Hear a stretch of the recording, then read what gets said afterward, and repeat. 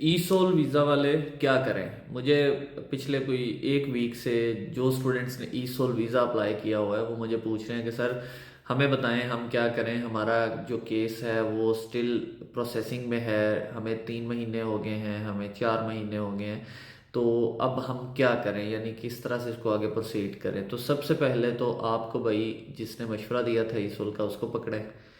फिर आपका जो एजेंट है उसको पकड़ें जिसने आपको 1000 में से एक वीज़ा लगवा के बाकी जो स्टूडेंट्स हैं उनको जलील कर रहा है या किया है, उसने उनको फैक्ट्स नहीं बताए कि ये वीज़ा लगेगा या नहीं लगेगा, एग्जैक्ट सूरत हाल नहीं बताई। मैं तो आपको समझा समझा के थक गया, आपको बता बता के थक गया कि यार इसका वीज़ा रेशो बहुत बुरा है, आपको इसका वीज़ा नहीं मिलना, आपने इसका कोई फ़ायदा भी नहीं है, मिल भी गया तो उस तरह का कोई फ़ायदा नहीं है। ये सिंपल है, इसी तरह से है कि आप एक डेंकी लगा रहे हैं पैसे लगा के, वहाँ पे जाके उसकी कन्वर्जन उस तरह से नहीं है, फिर आपने इलीगल रूट चूज़ करना है।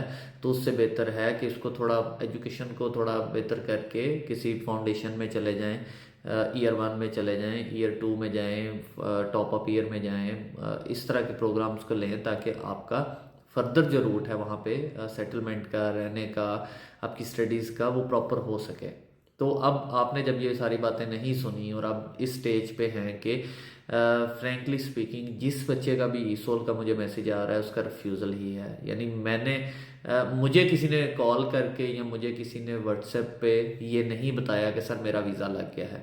तो आप इससे अंदाज़ा लगा सकते हैं कि ये कितनी बड़ी तादाद में वीज़ा रिफ्यूज़ल्स आ रहे हैं और कितना इसमें इशू चल रहा है। जो लोगों ने इस पे पैसे कमाने थे उन्होंने तो कमा लिए, उसमें उन्होंने कोई इस तरह की कोई चीज़ नहीं रखी। यानी फॉर एग्जांपल अगर एक कैंडिडेट से वो 200, 300, 400 पाउंड भी कमाते हैं तो वो अच्छी खासी अमाउंट कमा चुके हैं।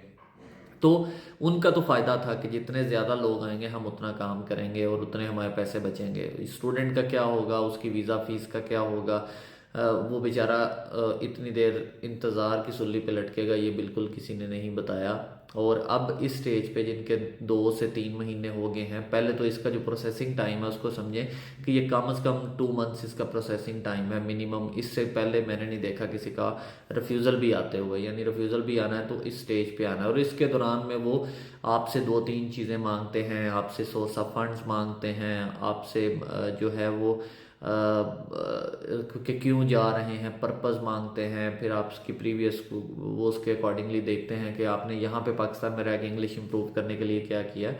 तो इस तरह की चीज़ें वो आपसे पूछते हैं, तो फिर उसके बाद वो रिफ्यूज़ करते हैं। यानी वो डेकोरम इनका यही है कि डॉक्यूमेंट्स लेके रिफ्यूज़ करते हैं। पहले अगर हम वैसे स्टडी वीज़ा की बात करें तो उसमें समझा जाता है अगर कोई एडिशनल डॉक्यूमेंट मांग रहे हैं तो इट मीन्स कि वो वीज़ा देने का इरादा रखते हैं। लेकिन ई सोल में ये बड़ा कॉमन है कि आपसे डॉक्यूमेंट सारे मांग के वो फिर रिफ्यूज़ करते हैं। तो जिनके 2 महीने हो गए हैं, 3 महीने हो गए हैं और अभी तक वीज़ा डिसाइड नहीं हुआ, डिसीजन मेड नहीं हुआ, तो मेरी उनसे यही है कि अपने रिफ्यूज़ल से बचें और अपना वीज़ा विड्रॉ कर लें। पेमेंट आपकी जो ज़ाया होनी थी वो हो गई है, लेकिन अब रिफ्यूज़ल से बचें। अगर जिनका केस डिसाइड हो गया है और वो उनको तो हर सूरत में अब वेट करना पड़ेगा क्योंकि उनकी वीज़ा एप्लीकेशन विड्रॉ नहीं होगी और अब इनका जो भी रिजल्ट होगा वो सामने आएगा। पेड इंक्वायरी का इसमें कोई फ़ायदा नहीं है क्योंकि इसमें कोई ऐसे कोई चक्कर ही नहीं है। तो पेड इंक्वायरी 2-3 महीने बाद करने की ज़रूरत कोई नहीं है। अगर आपका डिसीजन मेड हो गया है तो वीज़ा एप्लीकेशन सुकून से वेट करें, जो भी आएगा आपको पता चल जाएगा। अगर डिसीजन मेड नहीं हुआ तो वीज़ा एप्लीकेशन विड्रॉ कर लें, इसके अलावा और कुछ भी नहीं कर सकते। और अगर आप वेट करना चाहते हैं तो फिर अपने कॉलेज से एक्सटेंशन भी लेके रखें ताकि लकीली अगर वो आपका कोई निकल आती है कुरानंदाजी और आपका वीज़ा लग जाता है तो आपके पास वैलिड सर्टिफिकेट हो जिसकी बेस पे आपने वहाँ पे जाके क्लासेस ज्वाइन करनी है, कोर्स स्टार्ट डेट क्या है वो अप टू डेट हो। तो इस तरह की चीज़ें साथ साथ चलती रहेंगी। बाकी जो ई सोल का हाल है वो भाई बुरा ही है, और उसमें कोई बड़ी पॉजिटिव या होप्स नहीं है उसमें कोई भी चीज़। तो आपकी चॉइस है, आपने उसको चूज़ किया, अब आपको उसी के साथ रहना पड़ेगा।